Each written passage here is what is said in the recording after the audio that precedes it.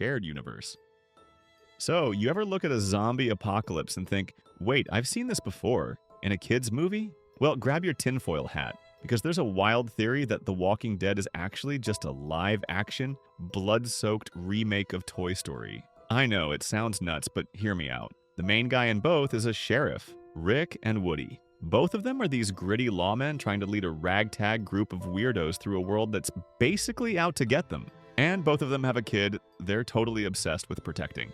But it gets weirder. In Toy Story, Andy gets bored with Woody and starts obsessing over the shiny new tough guy, Buzz Lightyear. In the zombie world, Rick's son Carl does the exact same thing. He starts looking up to Shane, the macho guy who thinks he can lead better than Rick. The drama follows the same script too. Woody tries to take out Buzz, and Rick eventually has to put Shane down. And right after these fights happen, both sheriffs get swamped by the undead. Woody gets cornered by those creepy, broken, headless toys, which is a total nightmare fuel, by the way. And Rick gets swarmed by a literal sea of walkers. If you look at the whole series, the beats are almost identical. It's like someone took the Pixar script, swapped the plastic for guts, and called it a day. Once you see it, you honestly can't unsee it. The W. Let's talk about one of the creepiest, longest-running mysteries in The Walking Dead, those weird W carvings. For seasons, they just kept popping up like a bad penny, scratched into trees, and worst of all, carved right into the foreheads of walkers and even unlucky people. For the longest time, it was this giant question mark hanging over everything. Who was doing this? Was it a warning? A territory marker from some new crazy group we hadn't met yet? Or was it just the work of a lone psycho with a thing for the letter W?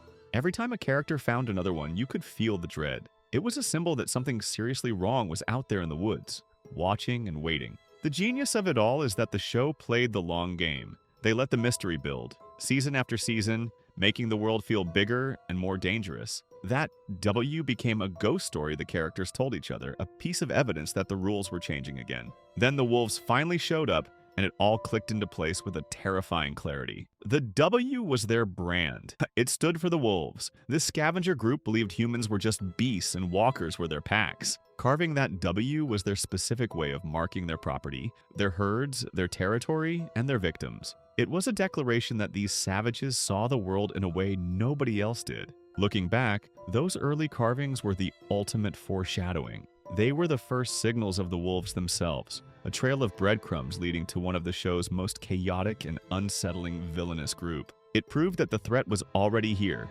silently moving through the woods, marking its territory one gruesome carving at a time. The answer was literally written on the foreheads of the dead all along. Breaking Bad connection.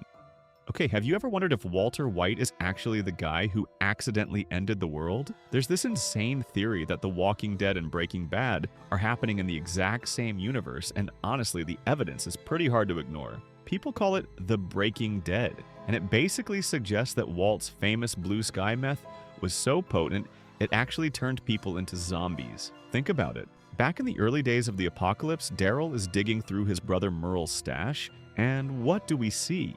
A baggie full of bright blue crystals. It looks exactly like the stuff Heisenberg was cooking up in the desert. But the rabbit hole goes way deeper than just a bag of dope. Later on, Daryl tells a story about Merle's old dealer, describing him as a janky white guy who loved using the B word as his favorite insult. If that doesn't scream Jesse Pinkman, I don't know what does. Then there's the Patient Zero idea, which is totally wild. Remember when Gus Fring got half his face blown off and walked out of that room like a literal zombie before finally dropping?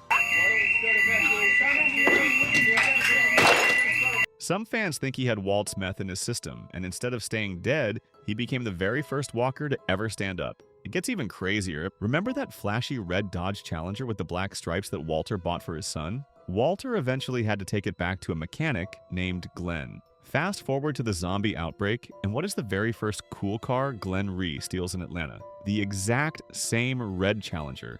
It's like the show creators are dropping breadcrumbs for us to follow. It's a crazy thought, but it makes way too much sense. In fact, The Walking Dead creator Rob Kirkman jokingly confirmed this theory to be true. Walt wanted to build an empire, and he might have accidentally built one made of the undead. Sentient.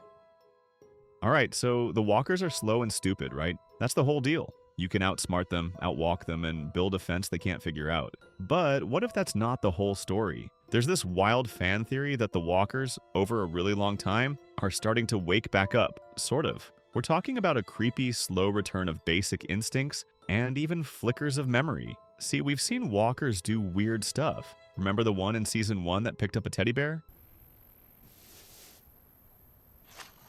Or the one that used a rock to smash a door. The show later called these variants. The virus reanimates the brainstem to keep the body moving. The theory asks, what if in some cases it doesn't stop there? Over years and years, what if the virus starts learning? Using the leftover pathways in the brain to make the walker more effective? They could start remembering places they lived or how to turn a doorknob. They might even regain a shred of the person they were. It's a terrifying thought. The world finally gets a handle on the mindless herds, only to face a new problem. Walkers that are slowly getting smarter. The rules you spent a decade surviving by just changed. The safe walls aren't so safe if the dead can figure out how to climb them. Your hiding spot isn't secret if they remember where you live. It turns the entire apocalypse on its head all over again. Carol and Morgan.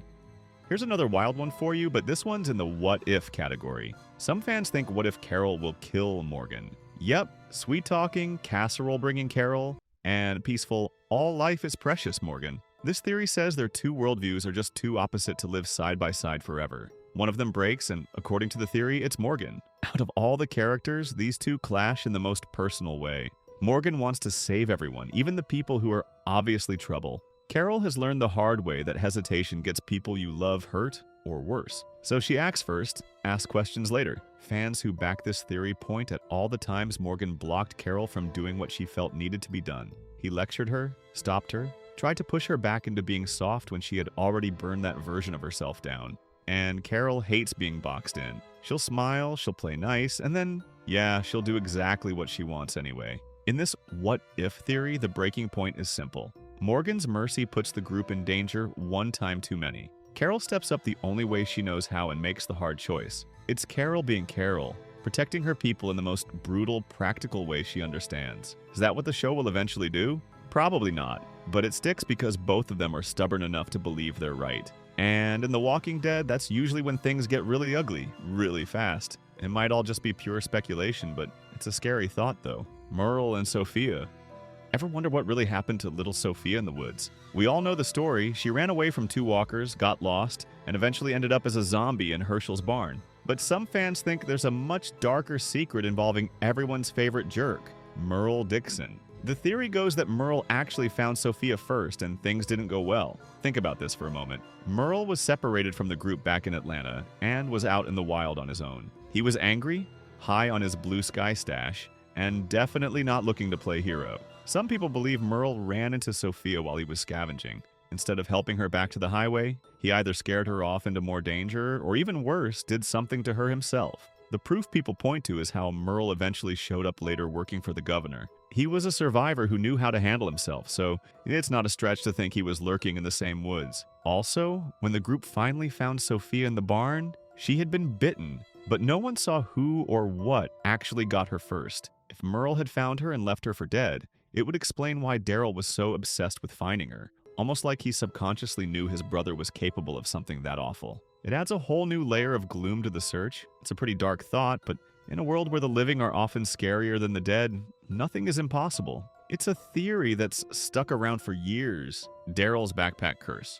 So, let's talk about the most cursed object in the entire apocalypse. It's a bright orange backpack. If you've seen the show, you definitely remember the backpack guy from season 3. He was just a random hitchhiker screaming for help, and Rick, Carl, and Michonne straight up drove right past him like he wasn't even there.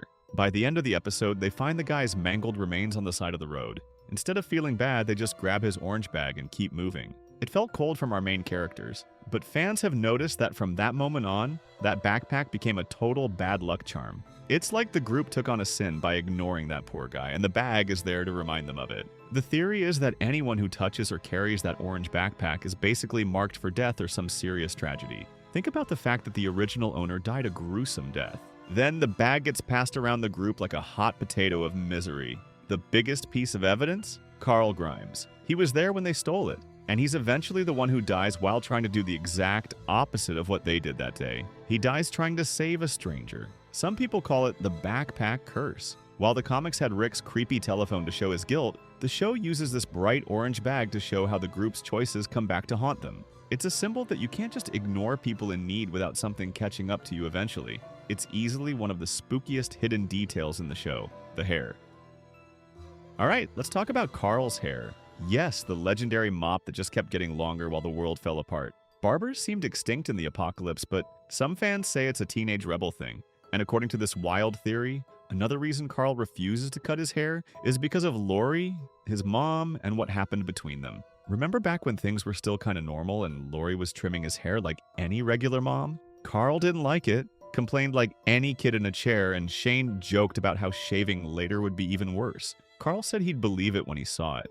And then life slammed him with more than he ever bargained for. Not only does he lose his mom, he's the one who has to help her leave the world. That's not the sort of thing you just forget. So here's where the theory kicks in. Fans believe Carl keeps his hair long on purpose. He keeps it because it reminds him of Lori, that last haircut, that last moment of normal mom stuff before everything went dark. Cutting it would feel like letting go of her memory, and Carl's just not ready for that. So the hair stays.